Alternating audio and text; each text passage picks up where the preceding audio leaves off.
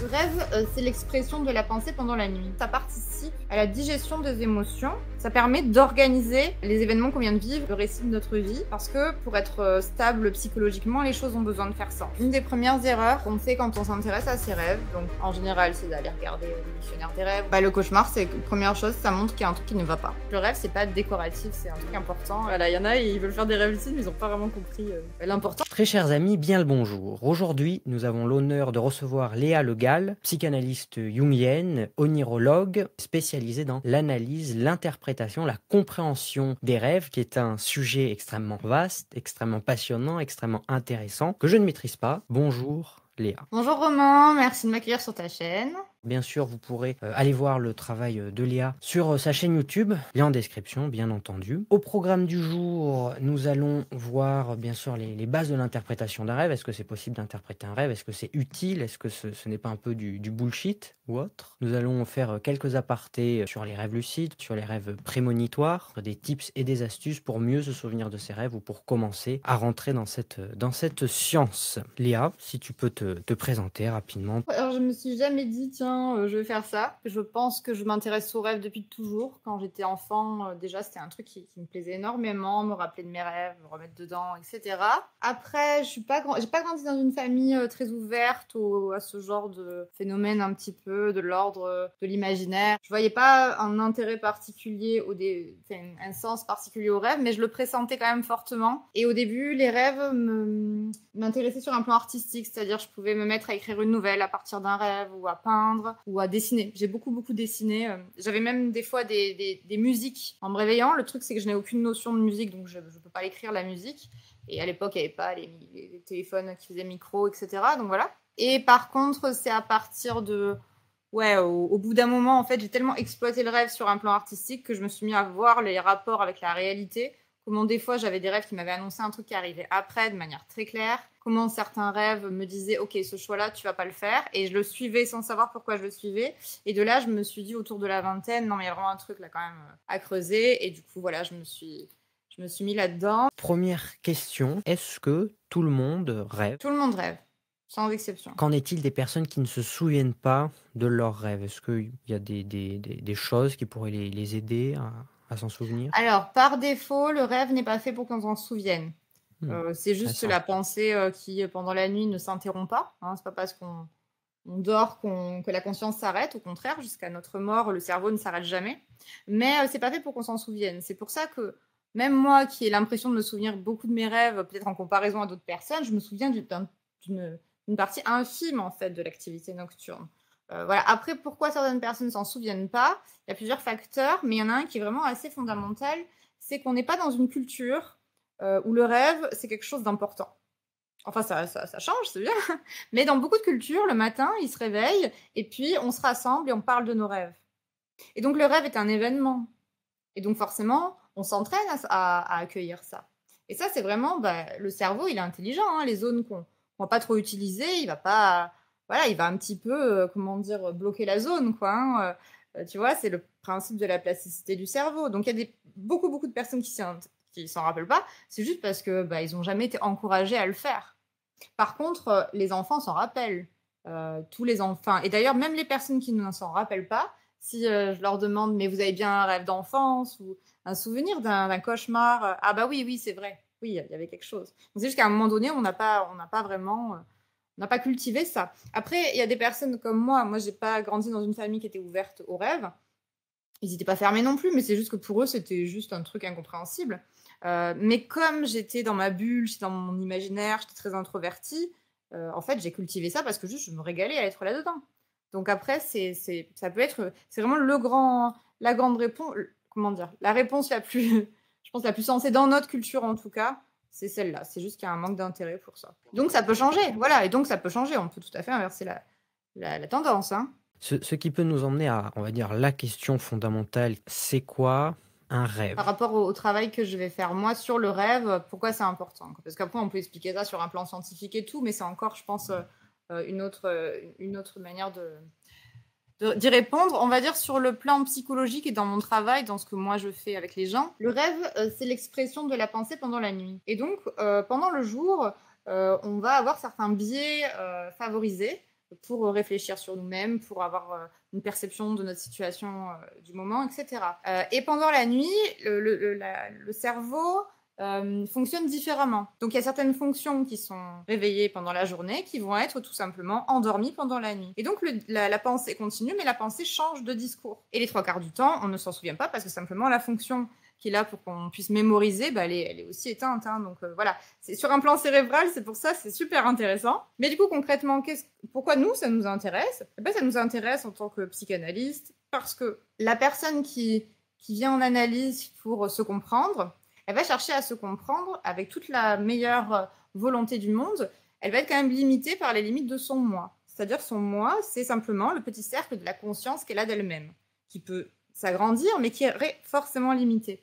Et donc, quand il y a un rêve, quand il y a un souvenir de rêve, on va l'accueillir parce que le rêve vient d'une période de l'existence, qui est le sommeil, où le moi est neutralisé. Pour qu'il y ait un moi possible, il faut qu'il y ait une conscience réflexive, il faut qu'il y ait ce qu'on appelle le mental. C'est le mental qui crée la conscience du moi. Or, c'est le lobe frontal qui permet ça. Pendant la nuit, le lobe frontal est off, il se repose. Donc le rêve, quelque part, c'est l'expression de la conscience, l'expression de la psyché de la personne, mais qui va être plus large et moins limitée à ce que je sais, à ce que je vois, à ce que je ressens. Et donc nous, ça va nous intéresser parce que ça va nous permettre d'aller voir plus loin, d'aller voir en profondeur et de pouvoir aller, c'est ça, plus profondément et travailler les problématiques de la personne à l'origine, à la source, et pas juste en surface. C'est intéressant. Après, bien sûr, il n'y a pas une réponse, mais c'est ça. des éléments très intéressants que tu nous as apportés. Donc ça serait, ça serait tout simplement des parties auxquelles on n'a pas accès consciemment, qui viennent interagir et qui, par le rêve, créent un pont avec notre conscience qu'on va pouvoir saisir. C'est-à-dire qu'en fait, la pensée, il y a plein de modes de discours différents au niveau de la pensée. Qu'est-ce que tu entends par mode de discours ? Ça, c'est un truc un peu tiré de la sociologie, mais il y a des types de discours différents en sociologie, d'accord ? Tu as le discours du scientifique, tu as le discours du gars qui regarde un match de foot avec ses copains.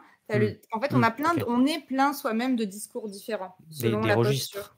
Ouais, c'est un petit peu les registres, ok. voilà. Et en fait, le rêve, c'est une autre forme de discours, c'est un autre type de discours.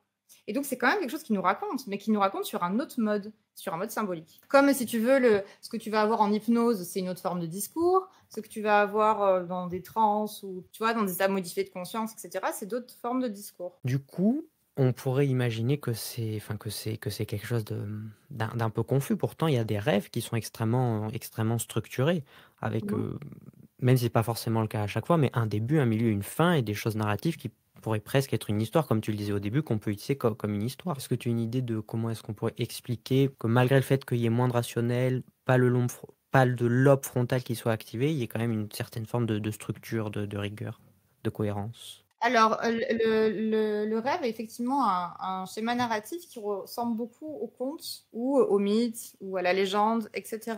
Donc, il est probable que quelque part, ce soit une des premières manières d'exprimer une histoire serait d'utiliser le mode du conte, le mode de « il était une fois ». Tu vois ? C'est un peu tout le travail qu'a fait...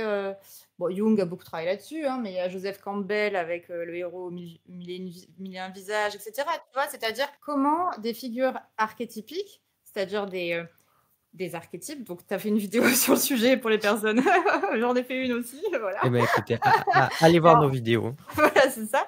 Mais c'est-à-dire qu'en fait, les figures archétypales ou archétypiques, ce sont des énergies en fait qui expliquent des problématiques existentielles et humaines et qui s'incarnent sous forme de personnages qu'on peut retrouver donc dans les contes, dans les mythes, dans les légendes, mais aussi dans les rêves. Et en fait, ils vont raconter une histoire humaine qui est à la fois existentielle et à la fois individuelle. Et c'est la différence entre le mythe ou le conte ou la légende ou le rêve, c'est que c'est des degrés différents. Mais finalement, c'est une manière d'exprimer la vérité de l'être humain sur un mode symbolique. Et on pense que quelque part, vu qu'on retrouve ce genre de réalité dans des périodes comment dire, très très reculées, on va dire, dans l'histoire de l'humanité, il est probable qu'avant le langage, quelque part, la pensée ressemblait à quelque chose de symbolique. Il est probable que le mode symbolique de la pensée soit antérieur au mode du langage. Et que du coup, puisque nous sommes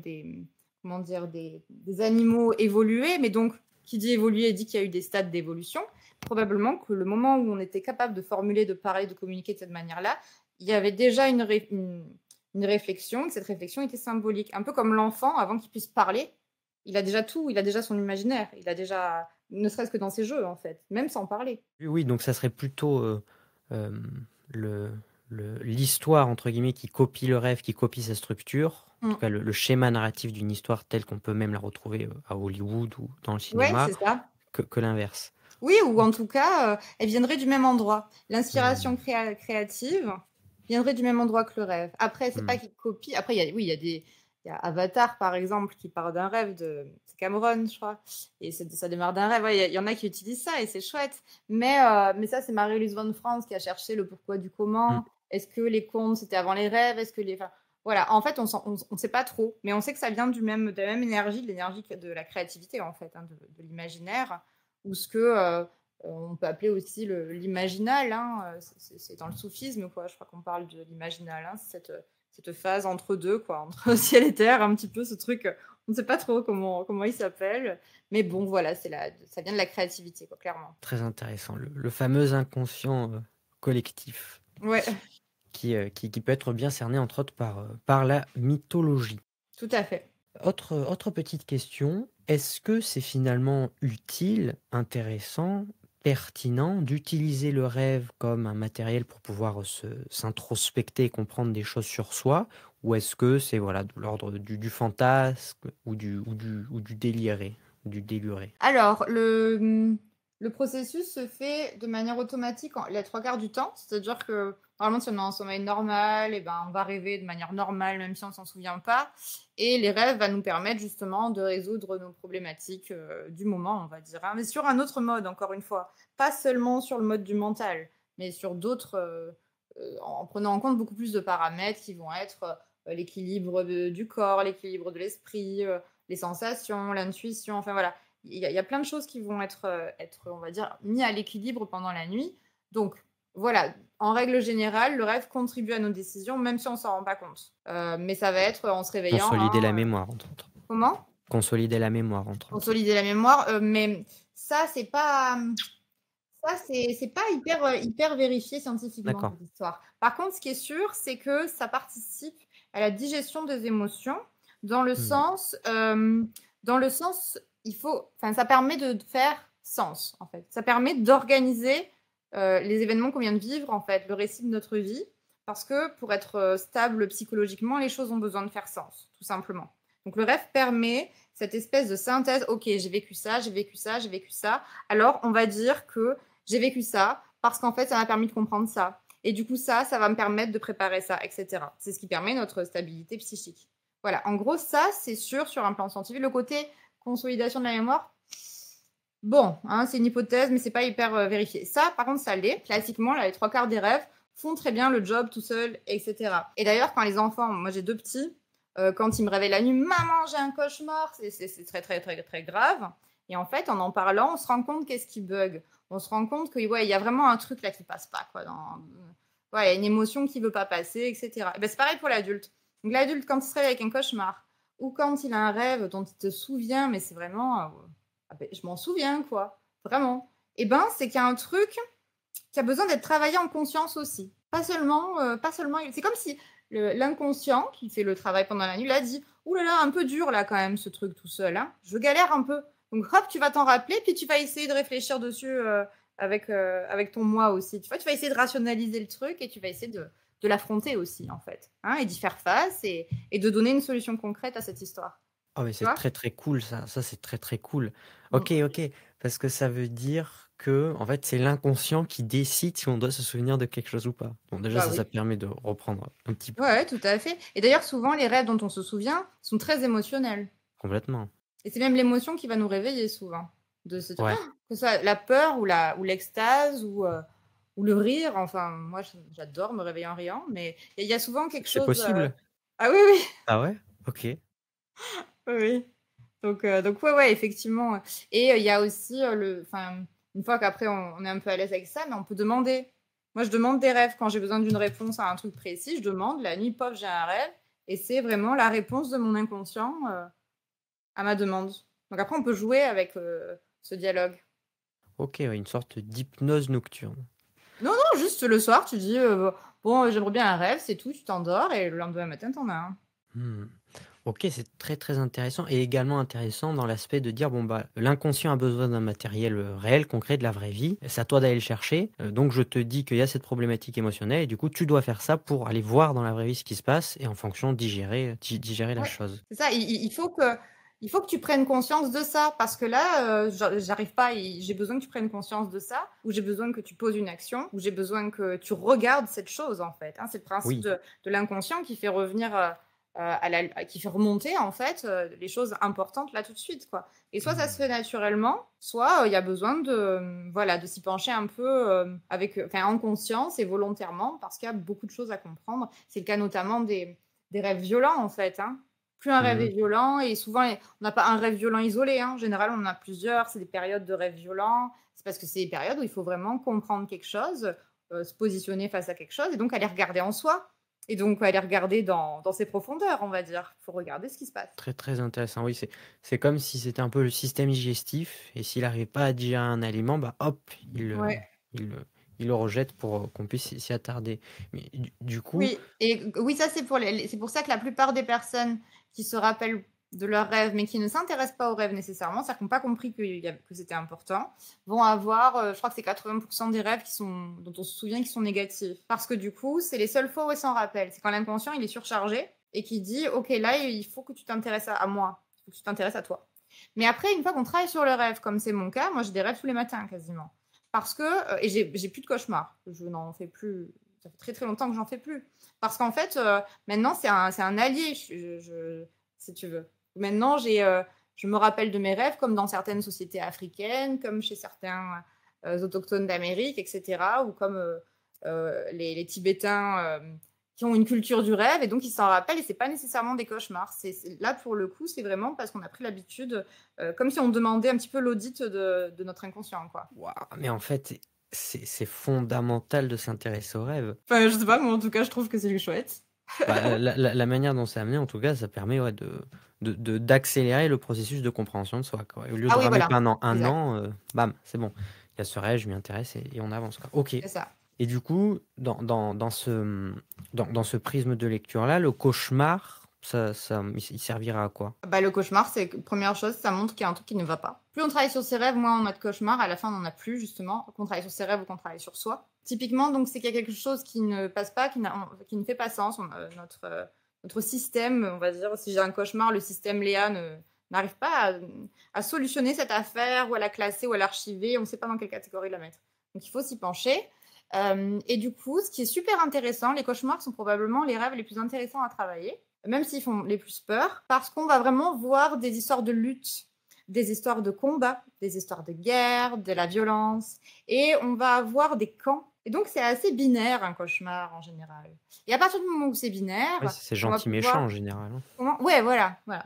Et donc, on va pouvoir voir où sont les points de tension, où sont les conflits. Et donc, les conflits représentés dans le cauchemar sont des conflits intérieurs, souvent. C'est-à-dire des conflits, des problèmes de conscience, des problèmes de décalage entre ce que je montre et ce que je suis, ou entre ce que je veux et ce que je fais, ou entre voilà, mon bien-être et mon entourage, etc.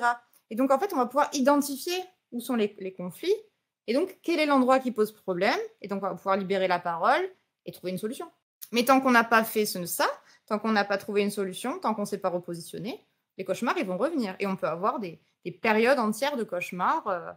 Ça peut être vraiment extrêmement compliqué et enfin, vraiment terrible, quoi. Donc voilà. Mais voilà, typiquement chez les enfants, pour reprendre l'exemple des enfants, l'enfant a un cauchemar, ben, on en parle, etc. Et on se rend compte qu'il y a une émotion ou il y a un secret. Mais souvent, c'est l'un ou l'autre. Voilà, c'est pas juste une peur. On se dit, ah oui, t'as eu peur, tout va bien. Non, non. Mais j'ai eu peur parce qu'en fait, cette peur, elle est là pour me créer un cauchemar, pour que je puisse t'en parler. Et en fait, le monstre de mon rêve, il montre quelque chose qui existe dans ma vie. Donc vaincre ces monstres est la clé pour, ne plus avoir de cauchemars. Exact. Et en plus, les monstres se transforment après, hein. C'est vrai, ils peuvent même devenir, gentils et dans notre camp. C'est ça. Ce qui est plutôt cool. Du coup, ce qui nous emmène forcément à nous demander, mais bon, bah, maintenant, je veux commencer à me souvenir de mes rêves, pouvoir les analyser.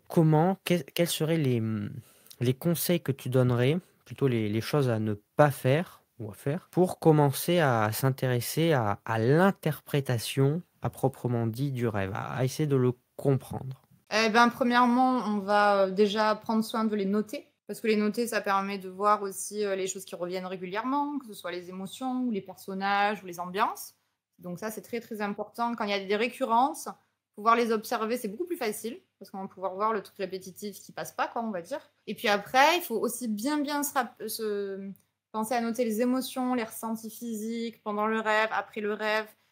Et au niveau du corps aussi, hein, ce qui se passe dans le corps va nous indiquer quel endroit ça bloque, si c'est là, si c'est là, si c'est plus bas, si c'est je sais pas quoi, là, enfin voilà. Et à partir de là, commencer à essayer de méditer dessus. Enfin, quand on est seul, en tout cas, après, c'est pas évident seul, mais méditer dessus. Voilà, qu'est-ce que ça raconte? C'est quoi ce conte-là que j'ai devant moi?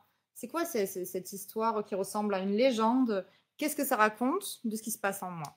Après, c'est pas facile dans la mesure où, pour certaines personnes, c'est plutôt simple à faire parce qu'ils ont cette fibre, on va dire, cette capacité à rentrer dans le symbolisme, etc. Ceux qui sont comme ça, donc les littéraires, les artistes, etc., ont tendance à penser que tout le monde a cette capacité, ce qui est mon cas, c'est mon défaut. Moi, j'ai tendance à croire que tout le monde, enfin, pour tout le monde, c'est facile. Et en fait, non, il y a des personnes qui sont beaucoup plus dans les structures, qui ont un côté plus analytique ou plus scientifique, et pour qui c'est vraiment très compliqué de rentrer là-dedans. Donc, on n'est pas tous égaux pour l'aisance à y aller seul.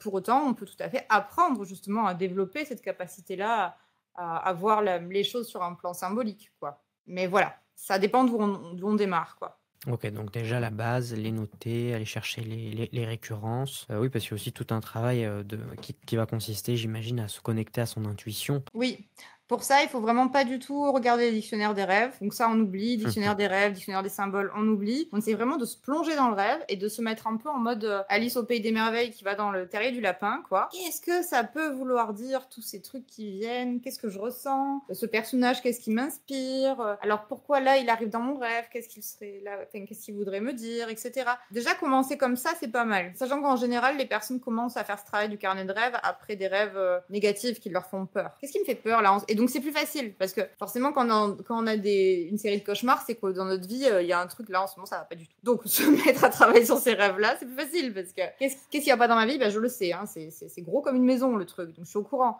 Et donc de là, ah ouais, mais alors ça c'est représenté comme ça dans mon rêve.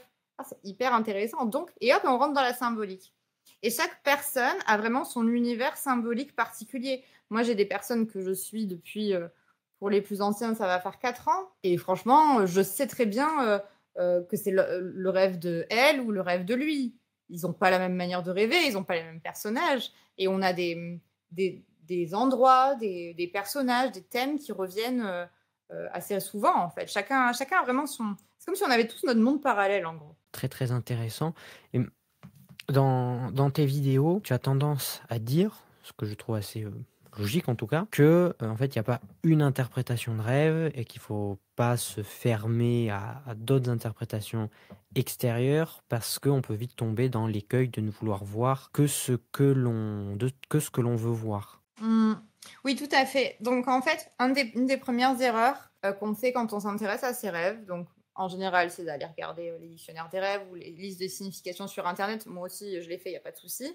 Mais du coup, ces trucs-là, ils sont grand public et ils sont faits pour être vendeurs et pour ou bien voilà. Donc ils vont donner des définitions qui peuvent passer partout. Donc si on utilise ça, on peut prendre l'habitude finalement d'avoir des interprétations, même si elles sont proches de ce qui est juste. Hein, des fois, on peut tomber juste, mais ça reste relativement superficiel, relativement complaisant, et surtout, on croit que le rêve reflète exactement ce que je sais. C'est-à-dire, on va interpréter un rêve, au début, quand on n'y connaît pas grand-chose et qu'on démarre, on va avoir tendance à interpréter un rêve en disant « Ok, cette histoire-là, elle raconte ma vie du moment. Et donc, il faut que ça colle avec ce que je sais. » Sauf qu'en fait, un rêve ne raconte pas ce que l'on sait. Il va désigner quelque chose dont on a plus ou moins conscience, on va dire, mais un sujet, oui, il est là, ce sujet, hein. À moins d'être d'une extrême mauvaise foi, on sait très bien qu'il y a un truc là, mais il va pas nous dire ce qu'on sait. Il va nous montrer un truc qu'on ne sait pas. Il va nous montrer un point de vue qu'on n'avait pas envisagé. Il va nuancer, voilà, une idée reçue qu'on a, un truc un peu radical, et donc le problème principal, c'est déjà de commencer à expliquer ça à son ego et en fait, quand on commence à travailler sur ses rêves, du coup, une des premières erreurs, c'est vraiment de se dire: «Voilà, mon rêve, je l'ai analysé, c'est parfait, ça colle exactement avec ce que je pense, c'est ça». Bah non, du coup, ce n'est pas ça. C'est pas possible. Il faut Ouais, toujours qu'il y ait une c'est interrogation, il faut l'inverse. toujours que le rêve nous pousse à aller plus loin et quand on a correctement interprété un rêve, en fait, il y a toujours un truc de: «On va voir la suite». Il y a toujours une, tu vois?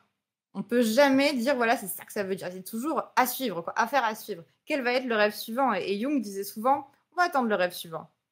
Pour vérifier, en fait. C'est l'inconscient qui va nous valider ou pas. Donc ça, c'est une première erreur. Vouloir que le rêve colle. Et du coup, bah, déjà, quand on comprend ça, ça calme, ça rend humble. Mais voilà, les personnes qui ont longtemps travaillé comme ça, sans prendre conscience, bah, ça, c'est un peu dangereux parce que du coup, ça va un peu durcir le moi, on va dire, ça va le consolider, tu vois. Enfin, l'ego, pas le moi, mais l'ego qui sait, tu vois. Ça va être un peu dur, voilà. La deuxième erreur, c'est de se limiter à la méthode freudienne qui va être d'aller trouver dans l'enfance, dans le passé, un problème. C'est super intéressant d'avoir ce réflexe de toujours se demander mais d'où ça vient, ça, etc. Pour autant, les rêves peuvent parler de choses qui sont, enfin, d'événements qui se sont passés bien après la période de la petite enfance, ou alors juste il y a 5 minutes, ou alors qui vont se passer demain. Enfin, voilà. Donc il faut faire très attention à pas trop rester bloqué aussi sur des idées reçues, même si c'est des idées reçues qui viennent de la psychanalyse. Moi, je pense que déjà, il faut prendre l'habitude de pas trop travailler seul, en fait. Au moins, Mmh. ou ne serait-ce que trouver un ami qui partage ce plaisir, en fait, pour vraiment à deux et toujours pouvoir partager. Enfin, moi, je pense que le travail en groupe est vraiment hyper puissant, mais au moins un ami ou alors un thérapeute qui est formé, etc., pour pouvoir aller plus loin, en fait. Seul, on va avoir du mal à aller beaucoup plus loin parce que bah, forcément, c'est notre inconscient qui nous parle. Nous, on est limité, donc l'ami va pouvoir aller peut-être repêcher des choses dans l'inconscient qu'on ne voit pas. Donc voilà, je pense qu'il faut vraiment éviter de faire en sorte que le moi se retrouve tout seul avec ce qui tient pour juste, quoi.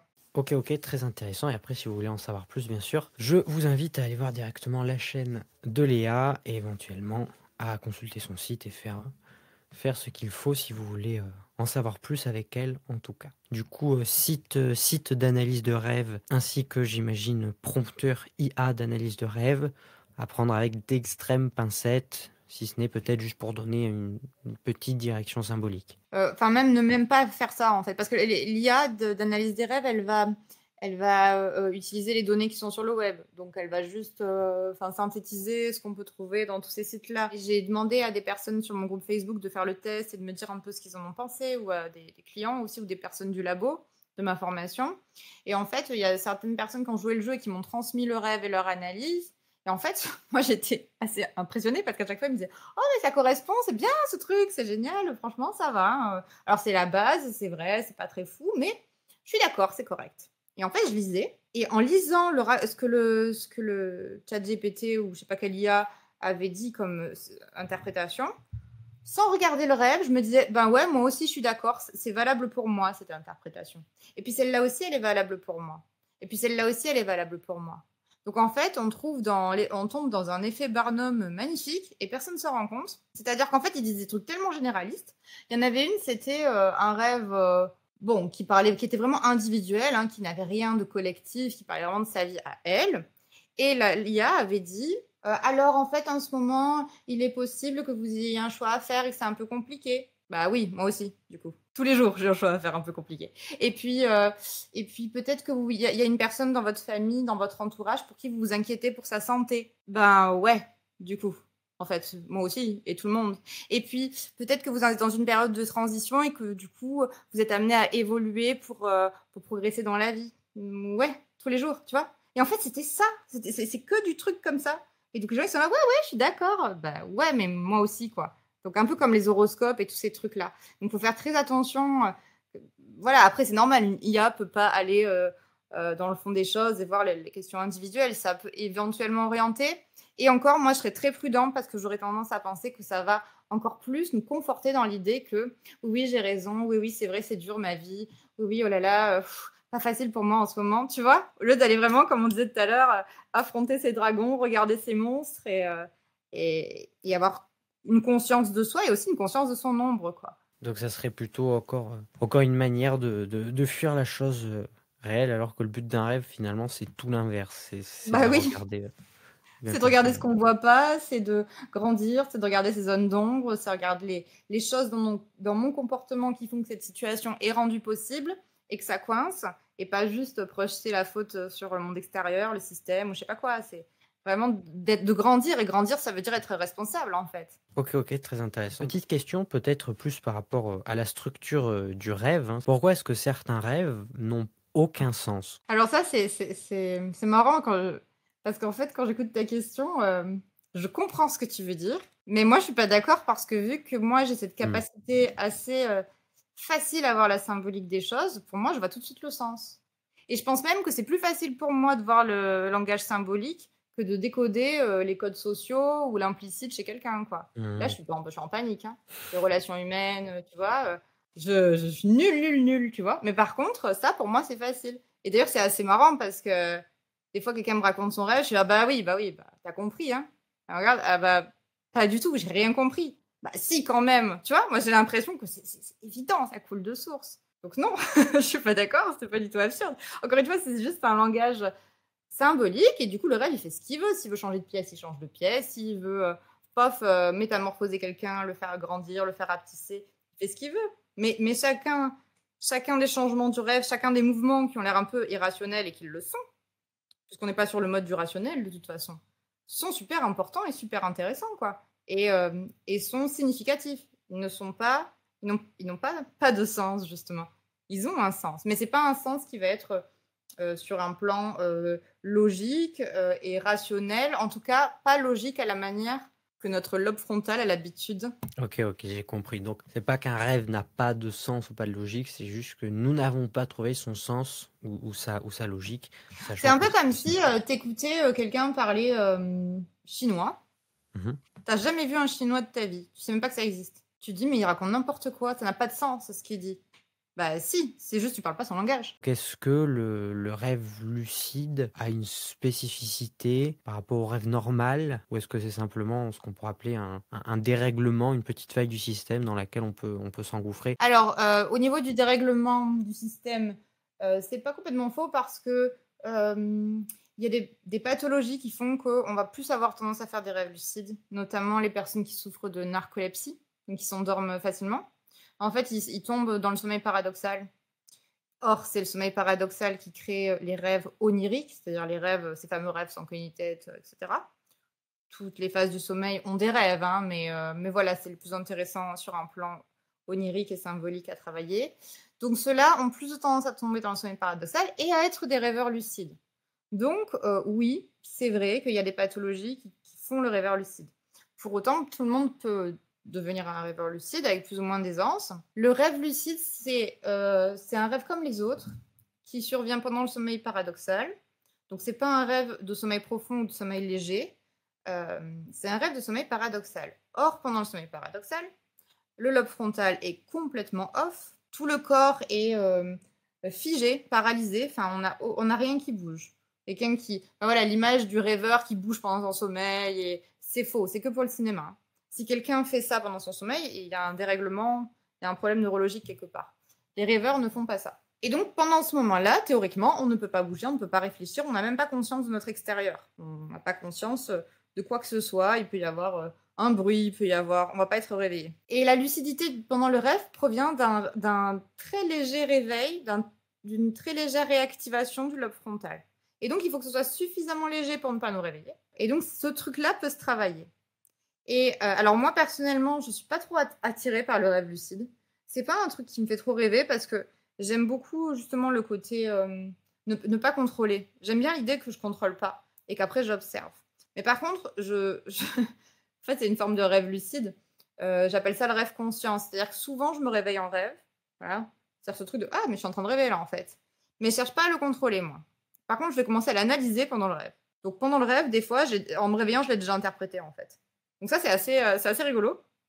Voilà. Et au labo, donc le labo, c'est ma formation. J'ai plusieurs élèves qui l'expérimentent et qui me disent: «Ah ben moi aussi, ça alors cette nuit, j'ai analysé mon rêve». Enfin voilà, donc c'est rigolo. Peut-être que c'est à force d'être dans ce truc d'analyse, on le développe. Mais du coup, il y a des personnes qui ont ce truc de rêve lucide qui arrive assez vite dans l'enfance. Il y a des enfants qui savent le faire. Et du coup, pour avoir discuté un peu avec des personnes qui savent le faire, qu'est-ce que ça leur a permis de faire? En fait, ça leur a permis, sur un plan thérapeutique, de faire des choses assez intéressantes parce que ça leur a permis, par exemple, d'aller régler leur compte avec certains monstres ou bien oser sauter dans le vide ou oser faire des choses, grimper sur des maisons, etc.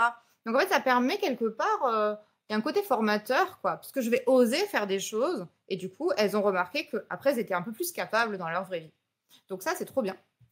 Surtout quand c'est des enfances avec des enfants qui ont une famille un peu dysfonctionnelle ou quoi, on dirait qu'ils vont se réfugier dans le rêve pour essayer justement d'affronter le parent dysfonctionnel ou le manque d'amour environnant, etc. Donc ça, c'est plutôt cool. Après, au niveau des rêveurs lucides à proprement parler, les rêveurs lucides, même donc ceux qui ont l'habitude de le faire, en réalité ne sont pas lucides sur tous les rêves. Ils sont lucides très rarement. La lucidité en rêve, c'est vraiment une anomalie. Et du coup, en laboratoire, quand ils travaillent sur les rêves lucides, en général, ils font appel à des narcoleptiques qui vont avoir justement cette cette tendance à faire des rêves lucides du fait de leur maladie. Après, il y a des rêveurs lucides qui exploitent beaucoup ça, qui s'entraînent en fait. Donc forcément, après, ça devient facile. Il y a aussi probablement des cultures qui sont plus portées là-dessus, notamment le yoga du rêve au Tibet, où dans cette pratique, en fait, l'idée, c'est que la frontière entre la nuit et la journée soit un peu poreuse. Donc voilà. Donc eux, ils ont une pratique qui fait que forcément, la lucidité en rêve est plus facile à accéder. Et puis, il y a aussi, maintenant qu'on s'intéresse aux rêves lucides, ça fait pas très longtemps en fait, hein, parce que jusque dans les années 80, on considérait que c'était une anomalie le truc, et c'était juste ça. Il y a des personnes qui commencent à l'utiliser, notamment des pianistes, des sportifs, des artistes, etc., qui arrivent à se mettre dans cet état-là pour s'entraîner. Pour s'entraîner en fait, et du coup, ils ont des meilleurs résultats le lendemain. Et donc, du coup, après, il y a des systèmes où on va mettre un réveil en fin de nuit, dans le moment où on a un grand sommeil paradoxal, et on va se rendormir après, pour se rendormir directement dans le sommeil paradoxal, enfin, quasiment retomber directement dans le sommeil paradoxal. Ouais, il y a des stratégies qui sont mises Ouais, en place. c'est ça, il y a des stratégies. Ouais. Tu sais, genre dans Inception, la toupie, bah voilà, c'est pour de vrai, ça. C'est-à-dire, il y en a, ils vont se pincer dans la journée, ils vont se pincer plusieurs fois par jour, et ils vont vérifier, est-ce que j'ai mal, est-ce que je suis réveillée? Oui. Et après, quand ils seront dans le rêve, ils vont refaire pareil. Est-ce que j'ai mal? Ah bah du coup, je rêve. Enfin, voilà. Donc c'est des petits tips. Bon, il y a plein de trucs. Après, moi personnellement, c'est pas trop un truc qui m'intéresse. Je sais pas, je suis pas trop portée là-dessus, mais voilà, faudrait que je fasse le test du pincement ou de la toupie, je sais pas quoi. Utiliser sur un plan thérapeutique, les rêves lucides, ça peut être très puissant. Le problème, c'est que les trois quarts des gens, ils veulent faire des rêves lucides pour voler ou pour, tu vois. Et c'est dommage parce que voilà. Et après, la difficulté, enfin, là où ce serait un contresens, ce serait d'utiliser les rêves lucides pour justement faire que des trucs beaux, tu vois. Au lieu d'aller affronter, comme tu as fait, là, aller rentrer, tu vois, en confrontation avec cette figure de l'ombre, en fait. Parce que là, pour le coup, c'est intéressant. Donc voilà, donc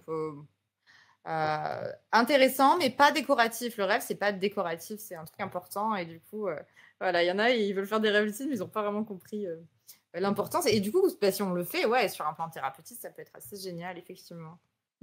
Très très cool. Petit aparté par rapport au rêve prémonitoire. Oui, alors, effectivement, il faut voir ce qu'on entend par prémonitoire, parce que, comment dire, le rêve a pour fonction, on a parlé de la fonction de classement, de digestion, de faire sens. Il y en a une deuxième qui est aussi validée par la communauté scientifique depuis pas si longtemps que ça, c'est la fonction d'anticipation, d'entraînement, hein, comme on vient de voir avec cet exemple du rêve lucide en l'occurrence, mais c'est assez classique simplement parce que comme la pensée ne s'arrête pas la nuit, la pensée humaine, elle fait quoi? Elle passe son temps à anticiper, à chercher des solutions.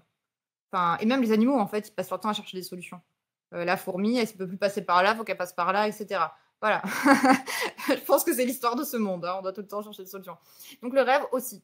Et donc, le rêve, c'est un peu comme une espèce d'algorithme qui va chercher des solutions.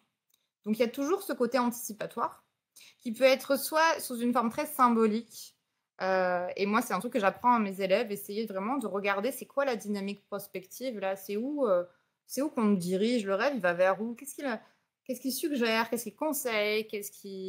De quoi il nous prévient quand, au contraire, c'est pas terrible, tu vois? Ou voilà, où est la mise en garde et etc. Parce que ça fait partie du travail du rêve d'être aussi brouillon des lendemains, on va dire.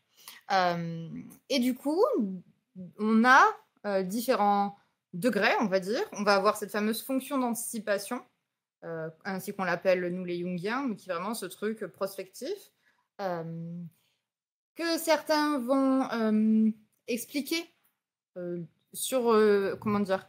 Sur le principe de la déduction. C'est-à-dire qu'il y a des scientifiques qui se disent: «Bah, en fait, ça, c'est possible parce que peut-être c'est une déduction.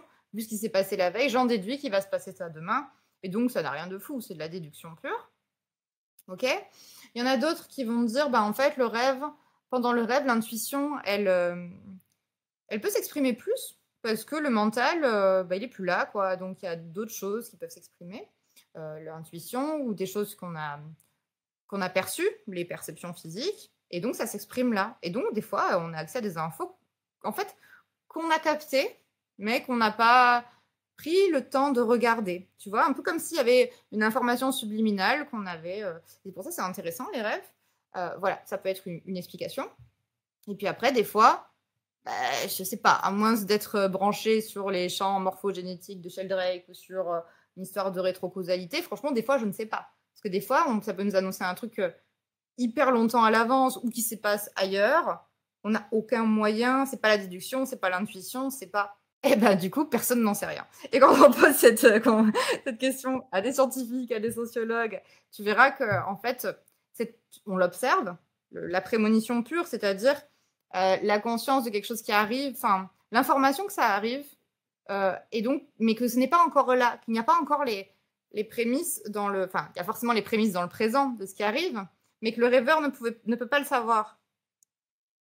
Tu vois? Bah, ça, on n'a pas l'explication, mais Ouais. c'est exact. C'est enfin, ce à quoi on fait référence, qu'on parle de rêve prémonitoire, cette capacité à avoir une information qu'on va capter bon, en rêve avant que ça se passe. Voilà, Oui, mais il y a des personnes qui confondent ça avec le côté juste oui, anticipatoire, oui, où le voilà. rêve peut anticiper, ça veut pas dire que ça va arriver. Ça veut dire Mmh. que le rêve anticipe, si je vais là, dans cette direction, il va se passer ça, je vais réussir ou au contraire, je vais me prendre un mur. Et ça veut pas dire que Ouais, c'est prémonitoire. Ça veut ouais, dire ouais. et ça, faut faire la différence parce que si les personnes, tout ce qui leur arrive en rêve, c'est prémonitoire, alors ils vont aller, même quand il y a, on va leur dire: «Beh, saute», ils vont sauter, quoi, tu vois? Non. Enfin, voilà. Ouais, ouais, complètement, complètement. Et puis oui, aussi ce truc de peut-être que je suis dans un cheminement qui va entre autres me permettre d'accéder à un archétype et donc à une force et une énergie dont j'ai besoin pour vaincre une adversité. Et que comme tous les jours je suis là-dedans, bon, au bout d'un moment ça se débloque. Du coup, je rêve que j'y arrive et puis j'y arrive dans la vraie vie parce que j'ai connecté avec ce truc, Tout à ce fait. truc en moi. Ouais, ouais. Oui, Enfin, et après, c'est sûr que pour la partie prémonition, c'est dommage qu'il y ait cette sorte de limite à l'étude scientifique qui va se dire non, mais ça, c'est un truc un peu perché, ça peut pas exister. Si on peut pas le palper avec les sens, ça. ouais, alors après ceux qui sont, les scientifiques qui travaillent sur les sujets, ils sont pas dans le mépris non plus, hein. Ils disent: «Oui, bon». Et puis après, ils vont terminer avec un grand sourire, tu vois? Genre: «Ouais, ça on le voit, oui, c'est vrai que des fois», en tout cas, en fait, ce qu'on peut faire pour l'instant, on peut l'observer et donc on peut l'observer comme un fait. Mais on peut pas l'expliquer scientifiquement. Les scientifiques sont là pour expliquer des choses, mais ce n'est pas explicable. Donc ils l'observent quand, tu Mm, vois? Un petit peu comme les expériences de mort imminente, tout ce genre de mm, trucs. mm. On peut pas le refuser. Après, il y a des scientifiques qui sont de mauvaise foi, qui vont dire: «Ah bah, puisque ce n'est pas explicable, alors ça n'existe pas». Bon, OK, mais avant, c'était pas explicable, du pourquoi du soleil et pourtant le soleil existait et c'était pas explicable, voilà, que la Terre était ronde et cetera. Enfin, il y en a pas beaucoup quand même. En général, en fait, en général, les vrais scientifiques sont pas dans là-dedans. C'est plus, l'opinion populaire des personnes, un peu Ah, ok. ignorantes qui vont te dire: «Ah bah non, mais on peut pas expliquer, donc c'est n'importe quoi la prémonition». Mais ça, c'est, on va dire, c'est ouais, c'est des idées reçues, c'est un truc populaire. Le scientifique te dira pas ça, il dira: «Ouais, de temps en temps, on observe ça, on ne sait pas du tout, on n'a pas d'explication, en fait». Très intéressant. Très, très intéressant. Est-ce que tu aurais des choses à mettre en place, si ça existe, pour tendre vers des rêves prémonitoires? Alors, j'ai pas l'impression qu'on puisse les demander. J'ai pas l'impression que ça se passe comme ça. J'ai l'impression que quand on a besoin d'un coup de pouce, parce que là, la situation, elle est difficile, là. Bah, on dirait qu'il y a un truc qui nous envoie ce coup de pouce. Après, les rêves prémonitoires, parfois, ils sont chouettes, mais bien souvent, ils peuvent aussi préparer à quelque chose d'un peu difficile. Et alors ça, c'est mon hypothèse. C'est juste mon hypothèse, parce que je pense que tant dans 10 ans, 15 ans, j'aurai pas la même hypothèse pour l'instant. Je me demande si les rêves prémonitoires, finalement, ils seraient pas là pour venir dire à quelqu'un, voilà, il y a ça qui va se passer, tu peux rien y faire. La différence avec les autres rêves qui anticipent où je peux agir dessus. Tu peux rien y faire, ça va arriver. Et donc, prépare-toi. Sur un plan psychologique, prépare-toi. Et alors, peut-être que dans ce cas-là, le rêve, il vient pour préparer, et peut-être que le fait qu'il soit apparu, pour la personne, ça va être moins difficile à vivre sur un plan psychologique. Ça, c'est mon hypothèse. Mais encore une fois, je n'ai aucune... je ne sais pas. Par contre, c'est sûr que plus on travaille sur ses rêves, plus on écrit ses rêves, plus on s'intéresse à ses rêves, bah, plus s'il y a un truc prémonitoire qui vient, on va le voir, parce que bah, on va l'accueillir, tout simplement. Mais c'est quand même, la prémonition, c'est quand même... Oui, c'est très euh, spécifique. oui, voilà, il y a eu, Mmh, bah, mmh. pendant le Covid et tout, il y a eu pas mal de rêves que de cet Ah ouais? ordre-là, hein, Très tu rigolo. vois. Et il y a une cata qui arrive là, on peut rien y faire. Ok, on se prépare, tu vois. C'est très rigolo.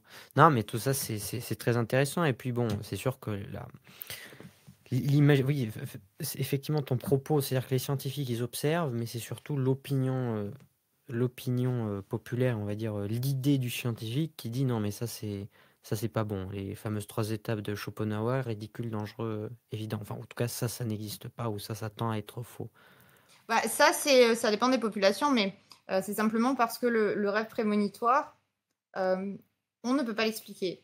Et donc, comme on ne peut pas l'expliquer, et ben, du coup, ça touche au domaine de l'inexplicable. Mais mon, mon ego a peur. Mon ego, il veut des explications. S'il n'y a pas d'explication, il est en panique totale. Il ne peut pas contrôler. Et donc, s'il n'y a pas d'explication, ça n'existe pas. Oui, donc c'est la peur de c'est plutôt la peur de se dire que je ne maîtrise pas la chose qui engendre, Oui, c'est la peur de l'inconnu. Ouais. Comme toutes les questions qui sont de l'ordre de, oui, des phénomènes inexplicables, ou c'est la peur de l'inconnu. Mais c'est pas tout le monde comme ça. Mais bon, après, ces personnes qui ont peur, là, c'est la peur, c'est un déplacement. J'ai peur de ça, mais en fait, c'est pas de ça que j'ai peur. J'ai peut-être peur de l'inconnu, j'ai peut-être peur de la mort, j'ai peut-être peur. Elle est où l'angoisse en vrai? Tu vois? Et d'ailleurs, les personnes qui sont assez spirituelles ou assez ou qui ont la foi dans quelque chose, tu vois, en général, ils trouvent ça chouette, tu vois, parce qu'en fait, ils n'ont pas peur, tu vois. ouais, Enfin, bah, ouais, c'est plutôt cool même. ouais, ouais. Donc bien souvent, quand il y a une réaction un peu, c'est qu'il y a une peur, c'est parce que ça menace ma version des choses, en fait. Et c'est compréhensible. Depuis tout petit, quand même l'expression des émotions, on la juge. On te dit, tu ressens ça, mais c'est pas rationnel de ressentir ça. Ah, ça fait peur. Même l'émotion fait peur, en fait. Donc alors, t'imagines les rêves prémonitoires? Non, mais tu devrais pas sentir ça. Non, mais tu te trompes sur ton émotion. Oh là Un gros poids, tout d'un coup, là. c'est sûr. Bon, enfin bref, voilà quelques petites, pensées et partages, par rapport aux rêves, prémonitoires. Dernière question qui va être d'ailleurs plutôt technique. Est-ce que, un rêve qu'on fait quand on fait la sieste a une valeur différente d'un rêve qu'on fait quand on dort, la nuit? Ou pas du tout? Ok. Ça dépend la taille de ta sieste. C'est quoi une sieste pour toi? Ça dure Non, combien de temps? non, je sais pas, enfin, par exemple, on s'endort sans forcément un réveil, donc on va dormir autant de temps qu'il faut et dans cette sieste, bah, on fait un rêve, un petit rêve, je sais pas, une sieste entre 20 et 40 minutes quoi pour, avoir Ah la oui, chance. 20 et 40 minutes, on va pas aller loin, effectivement. En fait, ça dépend donc la taille de la sieste, parce que, et aussi ça dépend, c'est assez personnel. Oh là là, je vais avoir du mal à répondre à cette question en faisant simple. Les stades du sommeil, ils se suivent, hein. On ne tombe pas en sommeil paradoxal tout de suite. Pourtant, on a des rêves dans tous les stades du sommeil. Et même quand on s'endort, on commence à partir un peu dans des délires, à avoir des trucs qui tournent et tout. Voilà. Et ça, c'est le rêve hypnagogique. C'est le rêve du début.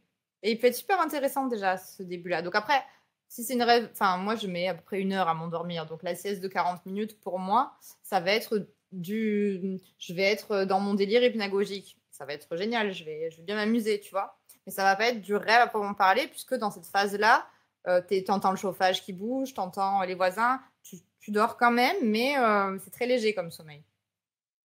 Et après, pour accéder au sommeil paradoxal, il faut avoir passé un stade de sommeil profond déjà. Et c'est à partir du moment où tu es en sommeil profond, alors tu sombres dans le sommeil paradoxal à proprement parler. Donc voilà, il y a des personnes qui vont avoir des cycles plus rapides pour passer d'un stade à l'autre, et donc ils vont arriver vite en sommeil paradoxal. Donc au bout d'1 heure, 1 heure et demie de sieste, ils ont un rêve onirique, sans queue ni tête, ou voilà, ces fameux rêves-là, ou qui ressemblent à un conte de fées, etc.